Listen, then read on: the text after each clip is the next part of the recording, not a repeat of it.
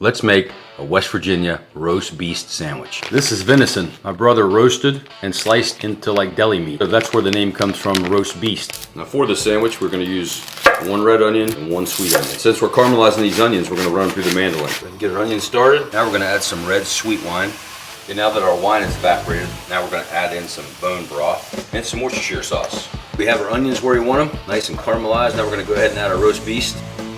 Now we're gonna add some more beef stock. This is gonna be our dipping sauce. Now let's toast up some of our homemade Italian bread. We're gonna go down with some Hellmann's mayonnaise. Got our onions and roast beast all mixed together. Pile it high on this sandwich. Now we're gonna take some cheddar Gruyere. Hit that with a torch, give it a little melt. Look at that beautiful sandwich. Let's go ahead and go in for a dip and a bite. Dunking in that au jus. Wow. If you're ever looking for something else to do with your venison, this is it.